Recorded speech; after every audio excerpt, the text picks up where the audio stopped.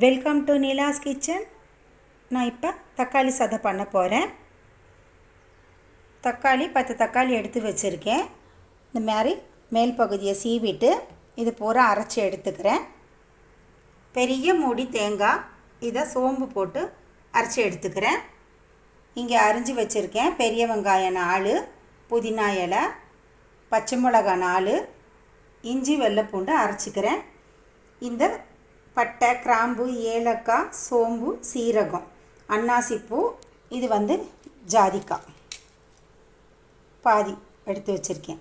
இதை எல்லாத்தையும் நான் பவுடராக நுணுக்கி எடுத்துக்கிறேன். இதை நான் புழுங்கரிசியில் தான் தாளிக்க போகிறேன்.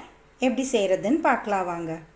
தக்காளி அரைச்சி எடுத்தாச்சு, சரியாக இருக்கும். நான் 2.5 டம்ளர் போட போகிறேன். அரிசி கரெக்டாக இருக்கும். தேங்காய் அரைச்சாச்சு, வெள்ளைப்பூண்டு, இஞ்சி அதுவும் அரைச்சாச்சு, எல்லாத்தையும் பொடி பண்ணியாச்சு. இப்போ நம்ம தாளிக்கலாம். எண்ணெய் ஊற்றிக்கலாம்.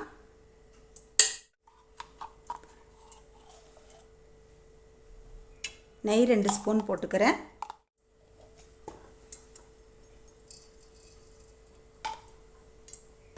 இப்போ தாளிக்கலாம். நுணுக்கி வச்ச பொடியை போட்டுக்கலாம். அடுத்து புதினா,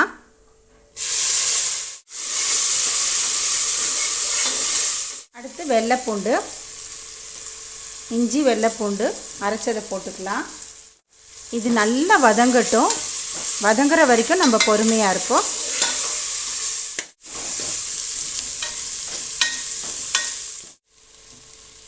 இப்போ இதில் கொஞ்சம் மஞ்சத்தூள், 1 ஸ்பூன் மிளகாத்தூள், இதை கலந்துக்கலாம்.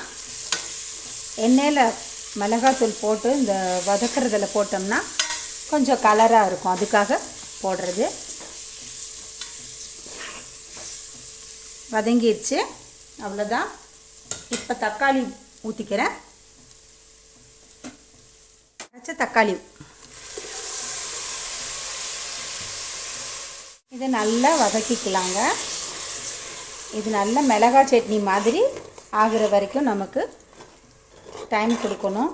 அப்போ தான் தக்காளி சாதம் டேஸ்டியாக இருக்கும். அரிஞ்சு போட்டும் பண்ணலாம். அதை விட இப்படி நம்ம அரைச்சி போட்டோம்னா தக்காளி சாதம் பிரியாணி மாதிரி இருக்கும். அதுக்காக இப்படி பண்ணுறது. இது நல்லா வதங்கினோன்னே காமிக்கிறேன் உங்களுக்கு. புழுங்கல் அரிசி 2 டம்ளர் எடுத்து வச்சுருக்கேன். இதை கழுவி எடுத்து வச்சுக்கிறேன். நல்லா வதங்கிருச்சு பாருங்கள். இப்போ நம்ம இந்த தேங்காயை அரைச்சி வச்சதை போட்டுக்கலாம்.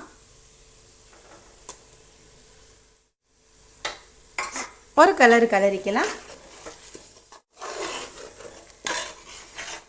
இப்போ நான் தண்ணி ஊற்றிக்கிறேன்.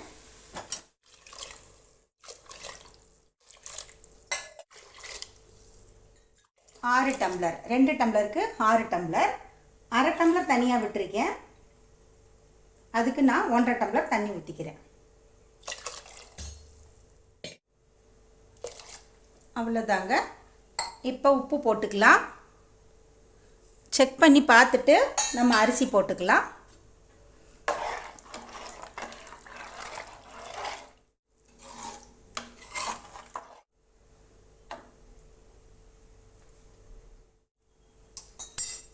இப்போ நான் அரிசி போட்டுக்கிறேன். நான் ஊரெல்லாம் வைக்கல, களைஞ்சி எடுத்துட்டேன். அப்படியே நான் இந்த அரிசியை போட்டுக்கலாம்.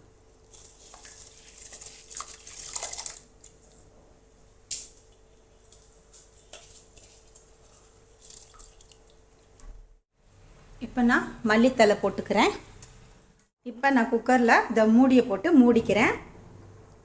ஒரே விசிலில் ஆஃப் பண்ணிடலாம்.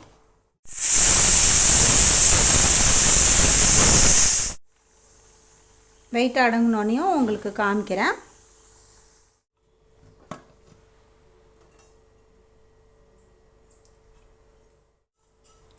நெய் 1 ஸ்பூன் விட்டுக்கிறேன். உதிரியாக வந்திருக்கு பாருங்கள். கலந்தாச்சுங்க. இப்போ சர்வ் பண்ணுறேன்.